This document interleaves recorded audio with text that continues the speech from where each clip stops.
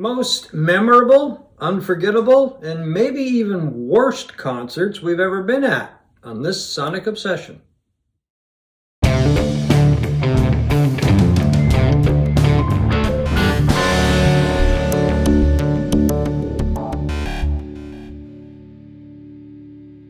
Hello folks, right there is Steve McLeod and right here is John Whidden. And today we're just going to ramble on for a while and talk about our favorite shows, the most memorable concerts we've been to, and maybe talk about a couple of the worst shows that we've ever been to. And we're going to try to keep it to major acts that, most people have heard of. But, I'm sure there'll be a couple of acts sneak in there that are long forgotten or just a few people are aware of. Toss it over to you because you're going to ask the first question. Okay, just a shout out to Fitz of Fitz Electric Bar. He has a great channel from Vancouver.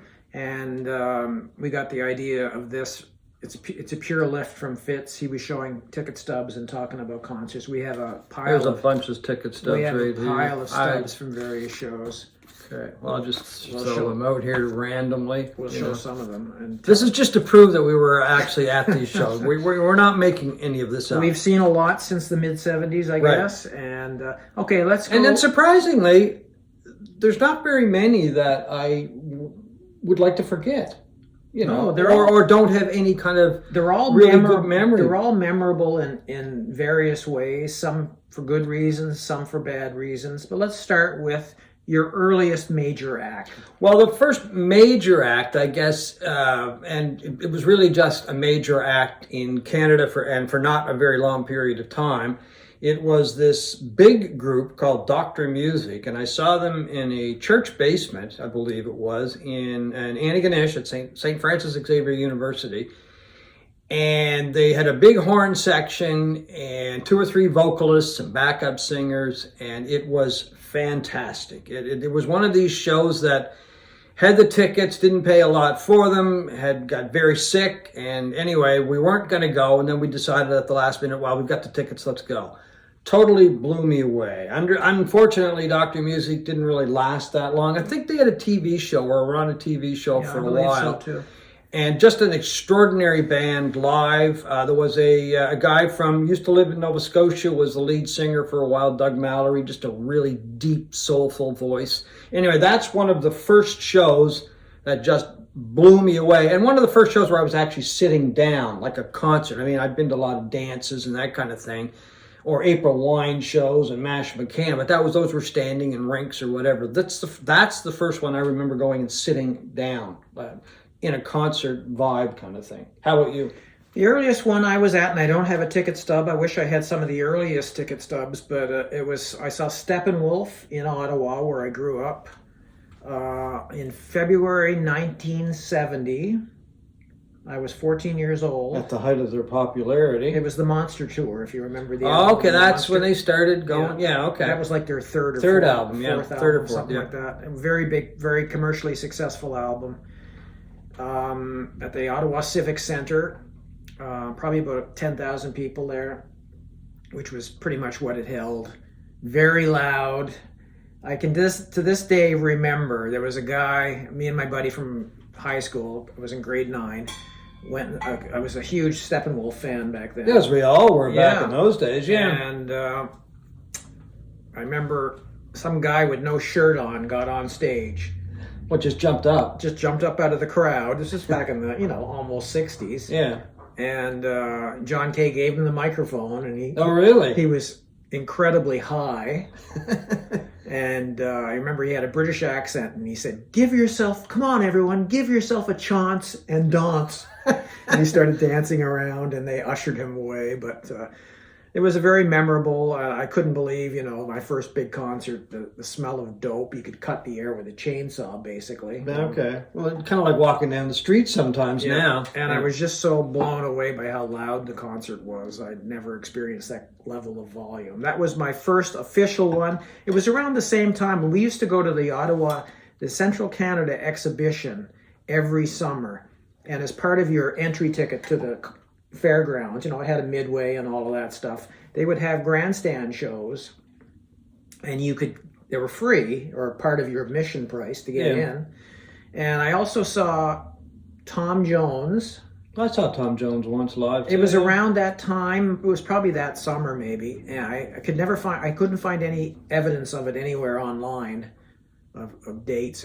And the other one was the Carpenters. Okay, there you go. Now you're a fan of the Carpenters, right? And I wouldn't walk across the street. And they played 2 nights in Ottawa at the exhibition, August 20th and 21st of 1971. So I did get a date for that. And it was, both of them were really good shows. Tom Jones, I really like. I still do. His show was great. Oh, his show was great. I mean, the women were throwing panties on the stage. Well, they did that years later when I saw him here in Halifax. And you haven't lived till you've seen a Karen Carpenter drum solo. How soft was that?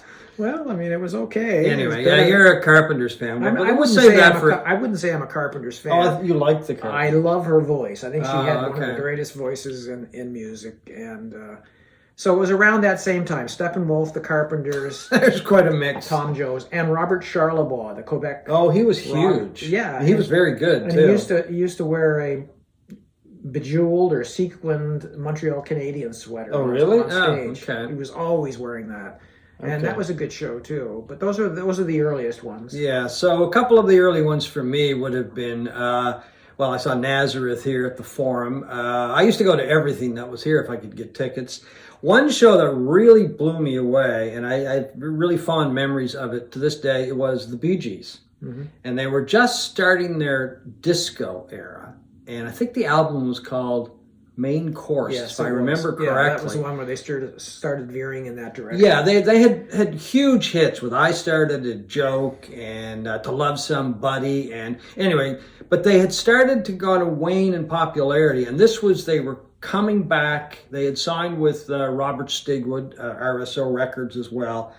And then I think it was like a year or so after that, they just blew up. Well, they became this hit machine. Well, with Saturday Night Fever, right? Just one number one hit after another. But they were so professional. Somebody threw a sparkler. Remember those sparklers? Yeah. Somebody threw a sparkler on stage, and I don't know if it hit somebody. It came close, I believe, to Robin Gibb. And they just stopped, and he said, if that happens again, or if that doesn't stop, that's it. We're not going to play anymore. And everybody kind of clapped. And anyway, they continued the show. And it really was a very good show. I mean, the thing with the Bee Gees is, very commercial, very popish, but boy, their harmonies. I mean, they were really hard to beat when those guys, when they clicked, they were amazing. Another show back, what year was 70s, early 70s? Here at the Forum, Bachman Turner Overdrive was coming to town, and the band was huge everywhere. But the opening act was this guy from Detroit called Bob Seger, and I'm like talking about going to the show because I want to see Bob Seger, and people are like, "Who's Bob Seger?" And I said, "You don't know who Bob Seger is?" He had a hit with Ramblin' Gamblin' Man, but anyway, his album Beautiful Loser had come out. So away we went, a bunch of people I was hanging around with, and everybody that was in our little group, and I think most everybody at the show was blown away by Seeger. He was so good. And this was before he kind of mellowed with Night Moves and that stuff. And all that. His live Bullet album had been out, I think it just came out after that or shortly after that. And Back in 72 was out, which is one of my favorite albums to this day. But he just rocked the place. And get called back for a couple of encores, and then BTO flicked the lights on, and that was it. He could have played all night, and I don't think most people would have minded. But those are a couple of the early shows. Another one you were at, I was there. We didn't know each other at the time. Jay Giles. Yep. The Jay Giles Band from Boston. And we're not sure of the date. This poster says September 6th, but there's no year on it. And I saw online that this took place September 6th, 1974, but that doesn't seem right to me. And I've got a stub that says 1975. Yeah. So neither one of us can remember. Hey, it was the 70s, folks. So anyway, it was a terrific show. I mean, Soma, a local band, one of the best bands that ever came out of the Maritimes, opened up with the incomparable Frank McKay on lead vocals, and they were terrific. I remember that Peter Wolf came out on stage, and I don't know if they played a song. I can't remember. They might have played one song or two songs, and then they stopped. And he said, well, folks, something like, we have an issue or something. We don't have a bass player. And everybody's like, oh. And Danny Klein, I think that was his name, the bass player, he said, had to go back to Boston, some family emergency or something. And Wolf said, and Wolf was just an incredible singer and showman. Yeah. And he said, do you want us to continue without a bass player, or do you want us to, not play? And well, the place erupted. Of course we want you to play. So Seth Justman, a terrific keyboard player, Wolf said later on, we'll get Seth to handle the bass parts. And they just blew the place away. And I think at the time the album was Love-itis. I can't remember which album that they were promoting at the time. Yeah, I don't remember that at all. Don't you? I was there, yeah. Oh, okay, yeah. I remember that. The only thing I remember is somebody was smoking hash behind me. Well, that's probably why you can't remember. And burnt a hole in my shirt. And I had to go home. I was, living with my parents. And explain it? Well, I didn't explain it. I hope she wouldn't see it. Okay. She did the laundry. I don't know how, but anyway, burnt a hole right clean through my shirt. Yeah, right. Fantastic concert. We can't remember exactly what the date was. But it doesn't really matter. It's the memory of the show. So, yeah. So, John, what was the worst show you've ever seen? Well, right up there would be the third time that I saw Bob Dylan here in Halifax. And I had seen him twice before, same venue. It was Metro Center. Now it's the Scotiabank place. And the shows were terrific. The first one was really good. His voice was good. Yeah, I saw that one. Band was good. The second one, he was still good. Wasn't as good as the first show. But the third one was just absolutely dreadful. The sound was terrible. There was no interaction with the audience whatsoever. He was playing piano. He stood with his back to the crowd or side on to the crowd most of the evening. I mean, he doesn't say much anyway, but it was like he wasn't even there. His voice was weak. The only saving grace was the band. I mean, he does get these very good musicians, and they played very well, but there was just a really bad vibe to the whole evening. I don't know anybody who liked it. I mean, we almost left, but we didn't. The other one that would be right up there would be a double bill with Twisted Sister and Iron Maiden. Now, I got to qualify this because I was working in radio at the time, and I had done an interview with one of the guys from Iron Maiden, and I got free tickets. And anyway, so a buddy of mine and I went, and Twisted Sister, we saw a little bit of Twisted Sister. We kind of got hung up at the tavern. Got there, and Iron Maiden, and this is not to slight Iron Maiden, because or their fans, because they're hugely popular. Oh, yeah. One of the biggest bands in the world still to this day. And they're very good at what they do. They're exceptional at what they do. It's just that it's not my cup of tea. And they were just loud, just bang, bang, bang, bang. And this was a Friday night, and I swear I had a headache until Sunday. I shouldn't have even bothered going. But once again, I'd done the interview, and when I was in radio, we'd get free tickets to almost every show that played. So anyway, we went for the fun of it mainly, but it really wasn't a lot of fun. But how about you?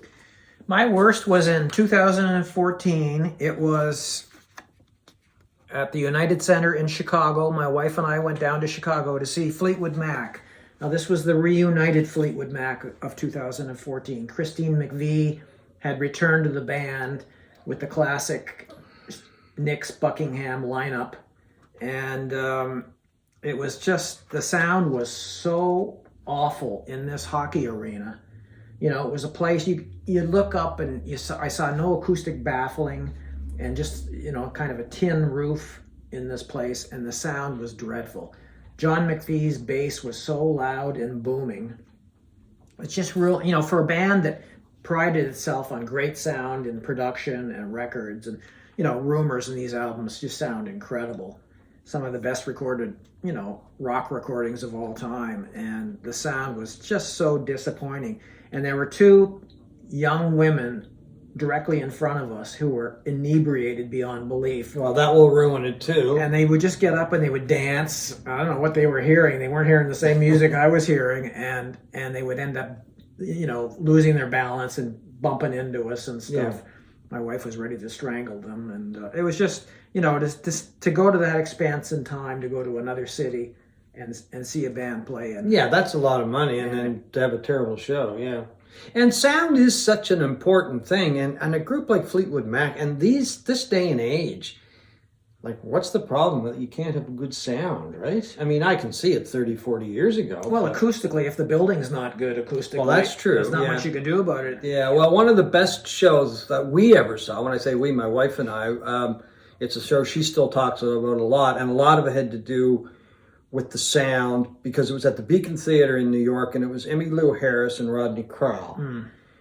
And it was, the sound was just amazing. I mean, the hall, it's a beautiful hall. There's always good acoustics there. I've seen the Allman Brothers there many times and other groups.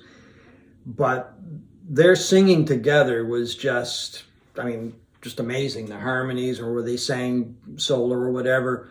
But I'll never forget that, because it was just this, it's a bigger theater. It's not a small theater, 2,500 people or something like that. But it just was so intimate, and the sound was so good. I mean, I think you could kind of just hear them mumbling when they weren't even singing, or not mumbling, but talking to each other. And that was a case of the sound with these wonderful voices and this wonderful band that was playing, just making a terrific evening, just wonderful. So, I mean, that's the other thing.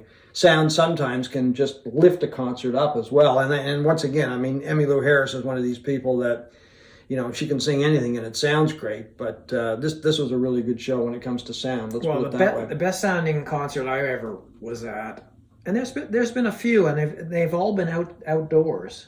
Yeah, you mentioned that a week or so ago, which I Yeah. find surprising. Not really, because again, you don't have echoes bouncing off of ceilings and all of that stuff. And it was Pink Floyd in Toronto at Exhibition Stadium, their last tour in 1994 for the Division Bell, and it was just, you know, the only time I've ever seen Pink Floyd, and it was just jaw dropping. Well, yeah. I mean, we were 6 miles from the stage, and they had a surround sound system that's, you know, planes were crashing behind you and all of that, and it was just a breathtakingly beautiful night of music that you could be so far from the stage that you needed binoculars to see anybody moving. Yeah. Well, I saw Roger Waters and live, And it sounded incredible. and the sound he had was amazing as well. I mean, they spend a lot of time and energy when it comes to their sound. So This was another one. Tom Petty and the Heartbreakers, one of my favorite bands, playing at the Halifax Metro Center in 2012. You were at this one. yeah, that was a really good show. Yeah, and my wife and I were 8 rows from the stage, dead center, and the sound was fantastic. Yeah, I think I was in 14th row there. For a rock band, you know, it was really well done, and just again another amazing night of music. Yes, best double bills. That's a tough one, because I find a lot of times opening acts are, I don't know, don't pay much attention to them. But I was reminded of a double bill I saw a few years ago in Boston, Tedeschi Trucks and Jeff Beck.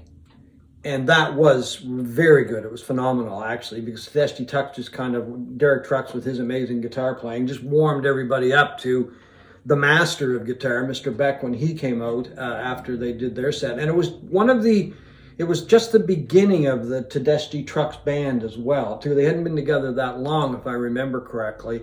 And they were just fantastic. And then, of course, Beck came out with his just amazing band. And it was an outdoor show. Is that the pavilion down by the waterfront? Yeah, it's right on the waterfront. Yeah, that's from my show's from that as well. Oh, what's that band? It was the Black Crowes and Tedeschi Trucks. Oh, okay, right. Yeah, and it was fantastic. I mean, when you see two bands of that caliber together, it's worth it. Back in the old days, it was very common to see bands 2, sometimes 3 on a bill. Oh, yeah, yeah. And we sort of gotten away from that. It's usually somebody famous and then somebody who is not so famous. Well, that's an interesting point, because you saw Roxy Music, 2 years ago now, I guess, isn't it? In New York. You saw them in New York. I saw them in Toronto. Yeah. But the opening act was St. Vincent. Yes. And that is another one that's at the top of my list when it comes to opening acts. I wasn't all that familiar with her music, but I had heard I really liked.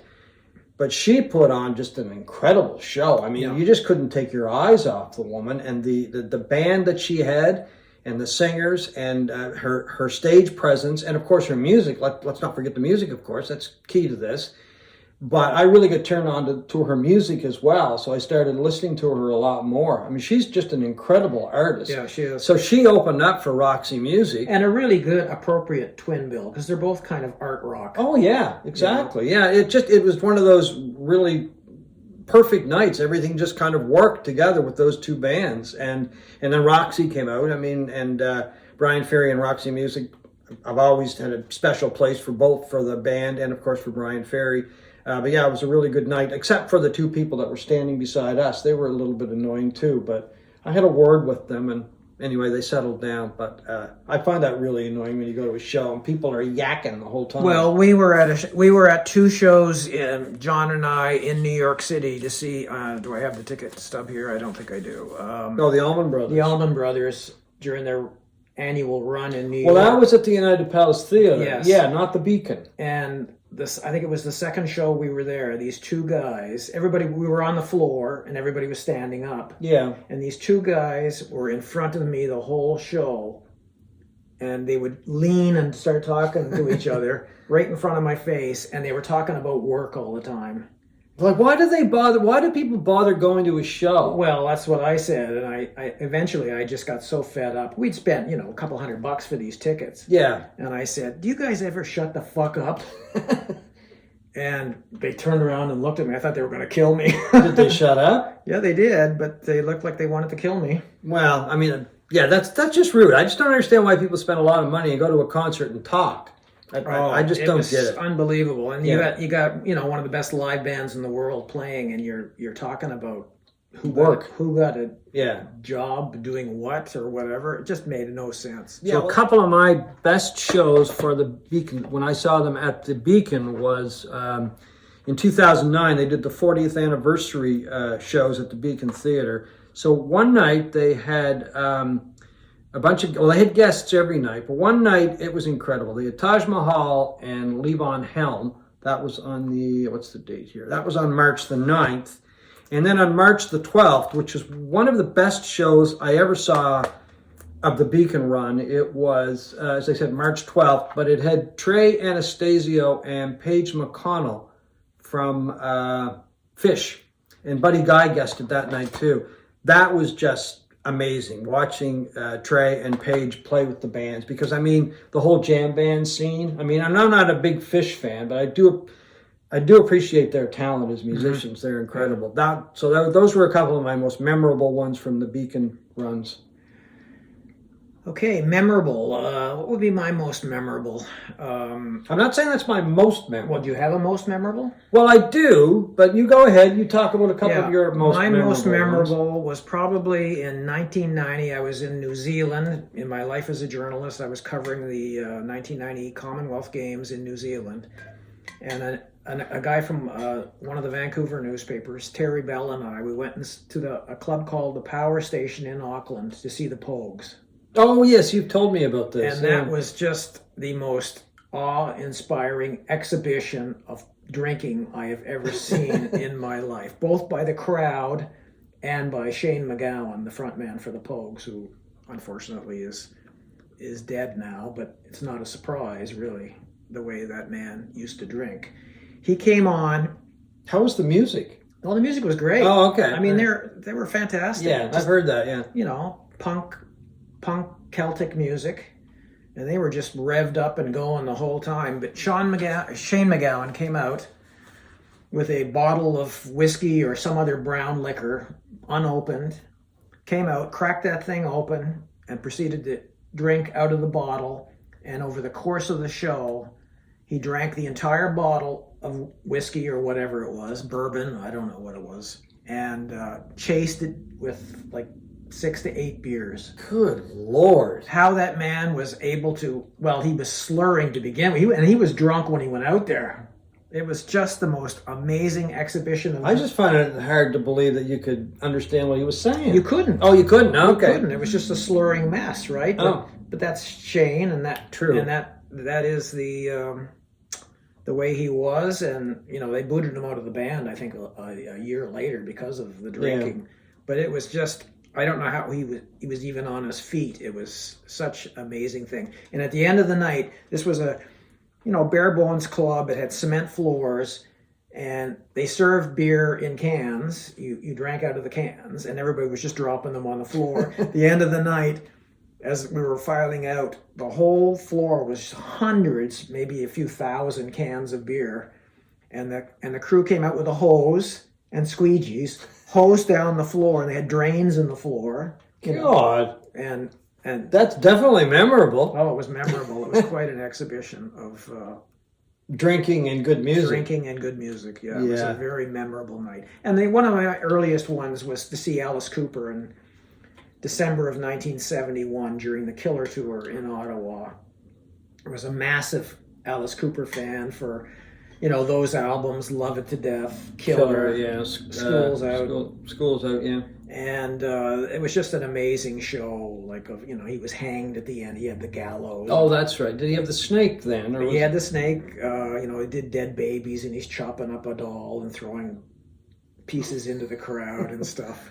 I was 16 years old or whatever, and that was just right up our alley. Yeah, I like that Alice Cooper era. The Love It to Death was a really good album. Yeah, it's one of my favorite albums. And Killer was a good album too. Yeah. My most memorable concert was it was a Bruce Springsteen show, and it was in 2003 at the Bell Center in Montreal, because it's memorable in many ways, but it's memorable because it changed my life in many ways. Not just the music, but the crowd, Springsteen. My wife and I had been hit by a car in 1999, and I had a number of surgeries. And I hadn't been anywhere. We hadn't without her, and I hadn't really been to anything musical. And anyway, a buddy of mine convinced me to go to Montreal. He's been meeting some people, and we got some tickets to the Bruce Springsteen show. And of course, I love Springsteen. So anyway, I hummed and I hawed, and finally I said, okay, yeah, let's go. We got the tickets, met a bunch of people before the show, went to the show, and it was the first time since I had been hit by the car that I felt normal. And I know I'm just throwing that word out because I can't think of anything else, because that night I was just part of the crowd. I was having a good time. There were people beside us who were very friendly. They were very young, but they were very friendly. And it just gave me a whole different attitude after spending 6 years, going to physiotherapy, months in the hospital. And that night, Springsteen was talking. He was not just talking, but he was singing to me. That's how I felt.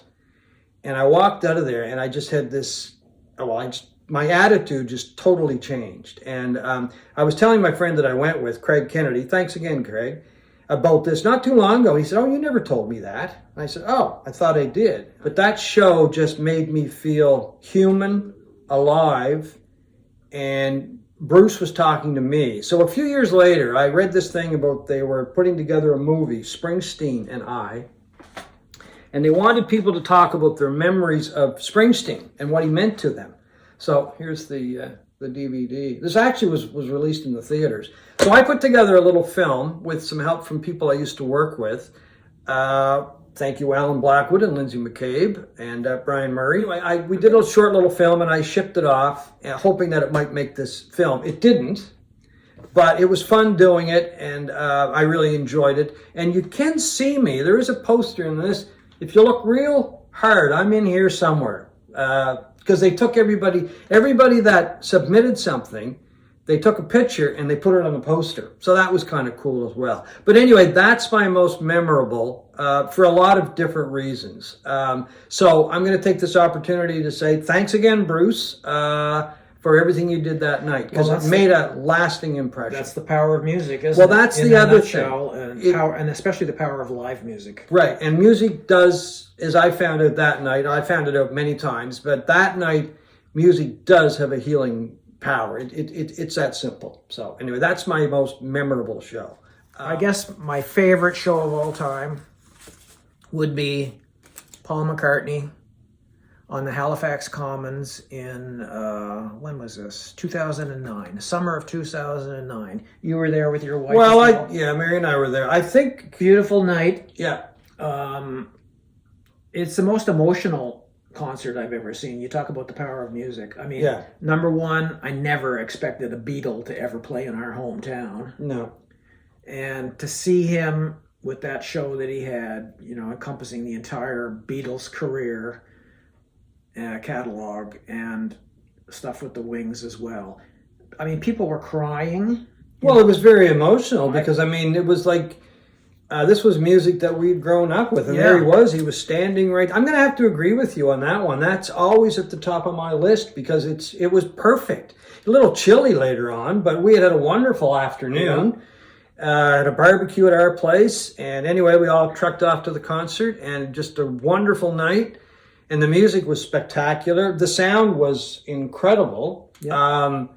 And when he brought the pipes on to play Mull of Kintyre, that's when it got really emotional for a lot of people because the pipes they're part of culture in Nova Scotia. When he took the time to bring those pipes on, and I can't remember the name of the piping group. I wish I could, but I can't. They just, I don't know, it was just made the whole evening, just gelled together. I guess it was just really good and very emotional. Yeah. And the interesting thing about the McCartney shows, the week before that, we were in London and I got a chance to see Jeff Beck for the first time at the Royal Albert Hall. So that's way up there on my list of memorable concerts as well. I finally got to see Jeff Beck in arguably the greatest music hall in the world. I mean, I've been there a few times and it's a spectacular place. But anyway, I suppose we could go on and on and on. The Jeff Beck tribute shows that I saw recently were incredible. I'm trying to think. Cream, of course. The Cream reunion at Madison Square Garden just blew me away. We were in the 5th row, and it was the first night of 3 nights. I was so jealous. Well, it was like I could reach out and shake Eric Clapton's hand because he was cooking that night. I've read that he wasn't all that happy with the shows, but Eric, rest assured, you put on a hell of a show. So that's right up there at the top of my list as well. Anyway, we could go on and on and on. Maybe we'll do part 2 someday down the road. Yep. Do you have anything else you want to add, or should we wrap it up? I think we should wrap it up. Okay. So anyway, that's some of the shows that we've really enjoyed, ones that have really made an impression on us. In my case, literally changed my life and my attitude. Stones, VIP Stones, pass, of course. Bigger Bang tour. Yeah, I didn't get this VIP. I had to sit in the bleachers, and they shook that night. That was here in Halifax, and it rained. It was a monsoon. It was, and I will always have great respect for the Stones for playing that night, and the rest of the band too, because they put out just a cooking show, and they got soaked like everybody else. Oh yeah, but yeah, that was here as well. But anyway, that's our memories of some shows, and we've got all kinds of stubs here. So yeah, we may have to do part 2 sometime. Possibly. Maybe we'll talk about some of the acts that we really liked that maybe aren't big headliners, because most of the acts we cover here are big headliners, right? At one point, anyway. And we hope you've enjoyed this Sonic Obsession.